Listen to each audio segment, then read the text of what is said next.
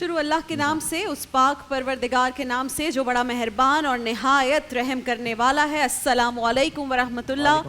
جزاک اللہ قاری حسیب خان صاحب نے آج بھی اس ٹرانسمیشن کا باقاعدہ آغاز تلاوت قرآن کریم کی آیات سے کیا، اور اس کے بعد دانش تیمور صاحب کی آواز میں آپ نے ان آیات کا ترجمہ سنا، اور میرے لیے تو بہت خوشی کی بات ہے، میرے لیے بڑا سکون کا احساس اسی لمحے اس کا آغاز ہو جاتا ہے جب قصیدہ بردہ شریف، آپ سب جانتے ہیں کہ پاکستان کی تاریخ میں پہلی بار ٹرانسمیشن کی تاریخ میں ہو رہا ہے کہ تینوں زبانوں میں قصیدہ بردہ شریف روزانہ کی بنیاد پر پیش کیا جا رہا ہے۔ کسی ایک شو میں اس کا جو ہے اہتمام نہیں ہوا، بلکہ روزانہ آغاز ٹرانسمیشن کا، اور ماشاءاللہ عربی زبان میں اور اس کا اردو ترجمہ ہم سنتے رہے ہیں، لیکن ماشاءاللہ فارسی میں بھی۔ اور Haseeb if I am not wrong، آپ اس کی باقاعدہ فارسی کا جو تلفظ ہے، ادائیگی ہے، اس کی آپ ٹریننگ لے رہے ہیں؟ جی بالکل، علامہ ریاض صاحب ہیں، ان سے میں نے جو ہے اس حوالے سے ان سے رابطہ کیا اور انہوں نے کافی میری مدد کی۔ کیا بات ہے۔ اور روزانہ الحمدللہ ہم اس کے نئے اشعار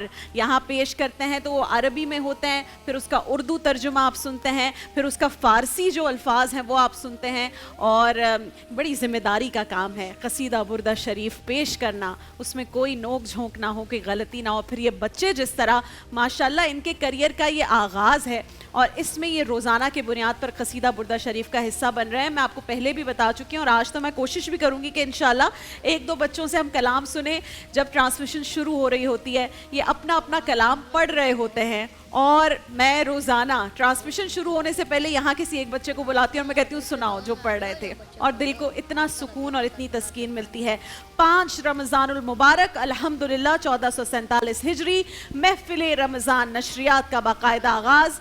ناظرین کرام، بعض علماء حضرت موسیٰ علیہ السلام کے حوالے سے یہ واقعہ اکثر بیان کرتے ہیں، اور آپ کے سامنے میں پیش کروں گی کہ ایک مرتبہ حضرت موسیٰ علیہ السلام اللہ تعالیٰ سے کلام کرنے کوہ طور پر تشریف لے جا رہے تھے۔ راستے میں انہیں ایک شخص ملا، اور وہ شخص انتہائی غریب اور مفلوق الحال تھا۔ اس نے حضرت موسیٰ علیہ السلام سے عرض کی کہ اے اللہ کے رسول، میری پوری زندگی تنگ دستی میں گزری ہے، برے حال میں گزری ہے۔ کوئی دن میری زندگی کا آج تک ایسا نہیں گزرا کہ جب مجھے پیٹ بھر کے کھانا نصیب ہوا ہو۔ آپ تو کلیم اللہ ہیں، اللہ سے کلام کے لیے کوہ طور پر جائیں تو میری یہ فریاد رب تک پہنچا دیں، سفارش کر دیں کہ اے اللہ، تیرا فلاں بندہ صرف ایک دن کے لیے امیری کا مزہ چکھنا چاہتا ہے، صرف ایک دن کے لیے، اسے ایک دن کے لیے امیر کر دے، پھر چاہے اسے موت دے دے۔ اس کی یہ خواہش تھی۔ حضرت موسیٰ علیہ السلام نے اس کی یہ فریاد اللہ تعالیٰ کے حضور بالکل اسی طرح پیش کر دی، اور اللہ تعالیٰ نے یہ التجا اس بندے کی قبول بھی فرما لی۔ اب ایک صبح وہ شخص سو کر اٹھتا ہے تو دیکھتا ہے کہ اس کے جسم پر اعلیٰ پوشاک موجود ہے، اچھے کپڑے پہنے ہوئے ہیں۔ وقت بدل گیا، حالات بدل گئے، ارد گرد اشرفیوں کے ڈھیر لگے ہوئے ہیں۔ یہ دیکھ کر اس شخص کی خوشی کا کوئی ٹھکانہ نہ رہا۔ پھر اسے یہ خیال آیا کہ اتنی دولت ایک دن میں خرچ کیسے کر سکتا ہوں۔ دعا پر یقین تھا، کامل یقین، لیکن دعا پوری کیا تھی کہ ایک دن کے لیے امیر کرنا ہے۔ تو یہ تو پتا تھا کہ امیر ہو جاؤں گا، لیکن پھر ساتھ یہ بھی پتا تھا کہ ایک دن کے لیے ہوں گا۔ تو کہا کہ ایسا کرتا ہوں کہ میں اپنے جیسے دوسرے غریبوں میں اسے بانٹ دیتا ہوں تاکہ وہ بھی دولت کا مزہ چکھ لیں، اور میری دولت تو چاہے میں جتنی بھی خرچ کروں یہ سب ختم تو ہو نہیں سکتی، اور یہ رات تک ختم ہو جائے گی، میں کل پھر اٹھوں گا تو اسی حال میں اٹھوں گا۔ تو وہ گھر سے باہر نکلا، اور جتنے آس پاس بستی کے لوگ تھے ان میں وہ اشرفیاں بانٹنا شروع کر دیں۔ جسے بھی یہ دولت ملتی وہ اسے دعائیں دے کر جاتا، خوش ہو جاتا، اور وہ شخص خوشی سے نہال ہو جاتا۔ رات تک اس نے اپنا تمام مال، اپنی تمام دولت اپنے ارد گرد بستی کے تمام لوگوں میں تقسیم کر دی، اور یہ سوچ کر سویا کہ صبح اٹھوں گا تو پھر وہی غربت میری منتظر ہوگی۔ لیکن ایک دن کی امیری اسے بہت پسند آئی، اس نے اس کا خوب فائدہ اٹھایا بھی، لوگوں تک پہنچایا بھی۔ اب دوسرا دن سورج طلوع ہوا، اس شخص کی آنکھ کھلی تو وہ یہ دیکھ کر حیران رہ گیا کہ وہی قیمتی پوشاک اس کے جسم پر ہے، اشرفیوں کے پھر سے ڈھیر لگے ہوئے ہیں۔ جو بانٹ چکا وہ تو بانٹ چکا، اب نئی دولت آ گئی۔ اس نے پھر پچھلے دن کی طرح جو آئیڈیا تھا، جو فطرت تھی، وہ بدلی نہیں، پھر سے اس نے وہ دولت غریبوں میں بانٹنی شروع کر دی، اور اب ایک نہیں، دو نہیں، کئی دن اسی طرح گزرتے گئے۔ اس کی امیری کا وہ ایک دن جو تھا جو اس نے اللہ سے مانگا تھا وہ ختم ہو ہی نہیں رہا تھا. تو ایک روز حضرت موسیٰ علیہ السلام کوہ طور پر ایک بار پھر تشریف لے جا رہے تھے. راستے میں پھر سے وہی شخص ملا, اس بار قیمتی پوشاک میں ملبوس, نفیس ترین گھوڑے پر سوار تھا اور لوگوں کے ہجوم میں گھرا ہوا تھا, جن میں ظاہر ہے وہ دولت بانٹ رہا تھا, ان سے دعائیں لے رہا تھا. حضرت موسیٰ علیہ السلام یہ منظر دیکھ کر حیران رہ گئے. اللہ سے دریافت کیا, اے مالک یہ کیا ماجرا ہے؟ فلاں بندے کو تو نے ایک دن کی امیری عطا فرمائی تھی, مگر وہ تو کئی روز سے امیری کا لطف اٹھا رہا ہے. تو اللہ تبارک و تعالیٰ نے فرمایا, اے موسیٰ امیری تو میں نے اسے بس ایک ہی دن کے لیے عطا کی تھی, مگر اس نے اس میں دوسروں کو بھی حصے دار بنا لیا. اب وہ لوگ اس کی زندگی اور اس کی خوشحالی کے لیے دعائیں کرتے ہیں, تو میں ان بے شمار بندوں کی دعاؤں کو کیسے رد کر دوں؟ تو ناظرین کرام, اللہ تعالیٰ نے کہا کہ اس لیے میں نے اس کی عمر اور رزق دونوں میں برکت ڈال دی ہے. سبحان اللہ. کہتے ہیں کہ مسافروں کو سایہ فراہم کرنے والے درختوں کے سائے لمبے ہو جاتے ہیں, اور بالکل اسی طرح جو لوگ دوسروں کے لیے خیر و برکت کا سبب بنتے ہیں ان کی عمریں بھی دراز کر دی جاتی ہیں, ان کا رزق بھی کشادہ کر دیا جاتا ہے. جب تک آپ کے ہاتھ سے خیر نکل رہی ہے تو آپ پر زوال نہیں آ سکتا. اور خیر کا مطلب یہ نہیں کہ آپ کے پاس بہت سارا مال و دولت ہو, ایسے ہی سونے کی اشرفیاں ہوں اور آپ وہ بانٹتے رہیں اور تبھی دوسروں کی مدد ممکن ہو سکے گی. ایسا نہیں ہے.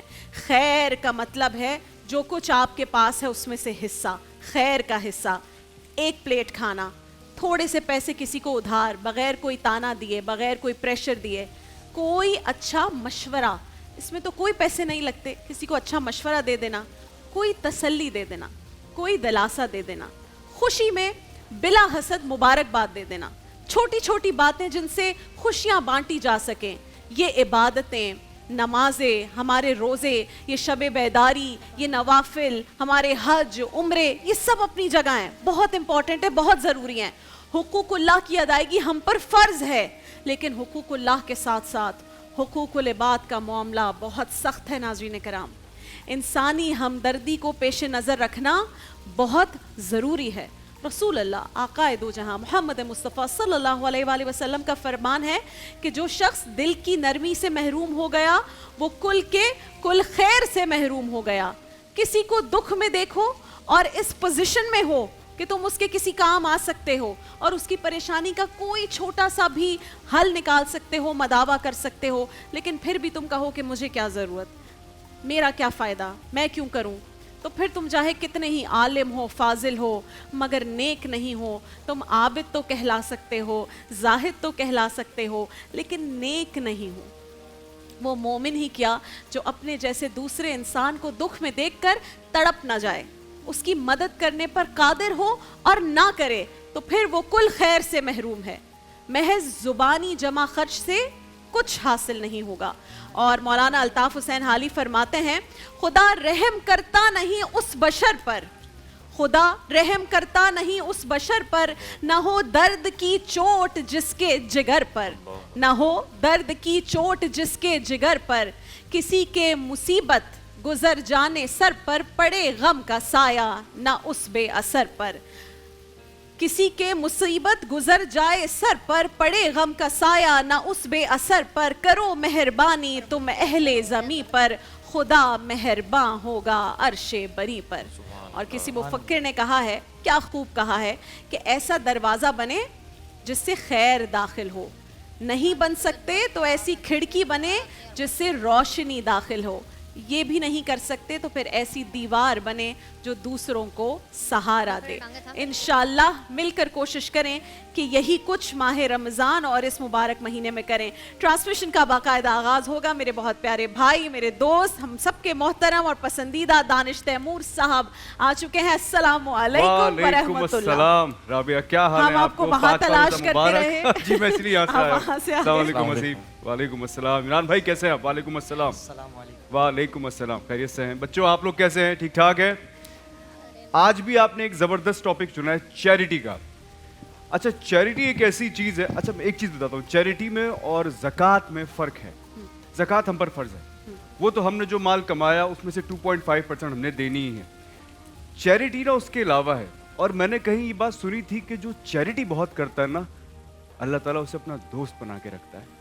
اب سوچئے اگر اللہ تعالیٰ کسی کا دوست ہو گیا تو اس کی زندگی میں کیا ہی مصیبتیں آنی ہیں, کتنی آسانیاں ہوں گی.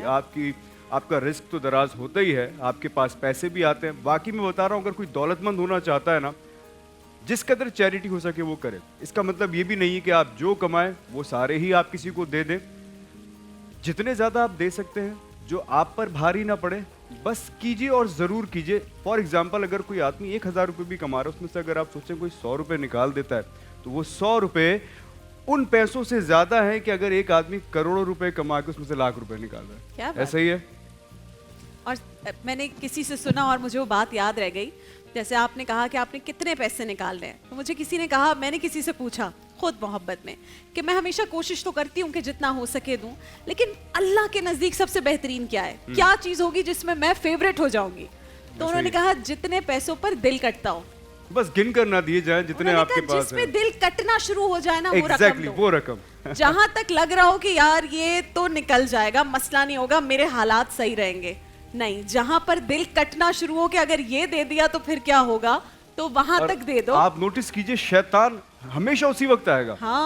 جہاں آپ کے ذہن میں آنا شروع ہونا, یار میں اس کو اتنے پیسے دے دوں, نہیں یار نہیں, ایسے نہیں, ایسا کرتا ہوں, بس اتنے بہت ہیں, پتہ نہیں مجبور ہے بھی یا نہیں ہے, میں کیوں اپنے پیسے ضائع کروں.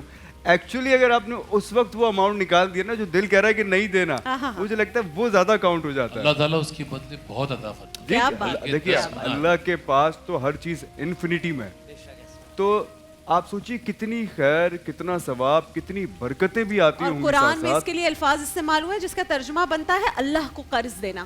اب آپ سوچیں کوئی اللہ کو قرض دے سکتا ہے, لیکن اللہ نے خود یہ الفاظ استعمال کیے ہیں, اس لیے کہ جب آپ اس معاملے میں پڑ جاتے ہیں, یعنی آپ اس قرض میں پڑ جاتے ہیں, پھر آپ کے لیے کیا کچھ ہوگا, آپ کے لیے اللہ تعالیٰ کیا کچھ اس کے ریٹرن میں آپ کو دے گا, وہ ہم سوچ بھی نہیں سکتے. بریک لے رہے ہیں دانش؟ جی ہاں, ایک چھوٹی سی بریک پہ جائیں گے انشاءاللہ. آج بھی بہت ساری چیزیں ہیں, بہت سارے. آج ہمارے یہاں کوئی گیسٹ آ رہا ہے. آج ہمارے یہاں بہت خاص گیسٹ آ رہے ہیں, اور وہ ایسے گیسٹ ہیں جن کو آپ کی ضرورت ہے, اور ایسی ضرورت ہے کہ میں چاہتی ہوں کہ آج آپ صبر کریں, ویٹ کریں, اور آپ ان کے مسئلے کو سنیں اور اللہ سے دعا کریں کہ ان کا مسئلہ اس ٹرانسمیشن میں آپ لوگوں کی مدد سے انشاءاللہ حل ہو جائے.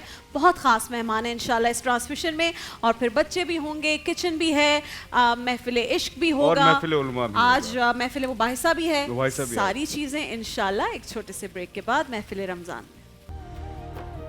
دیکھیے محفل رمضان لائیو ٹرانسمیشن روزانہ دوپہر 2 بجے سے صرف گرین انٹرٹینمنٹ پر.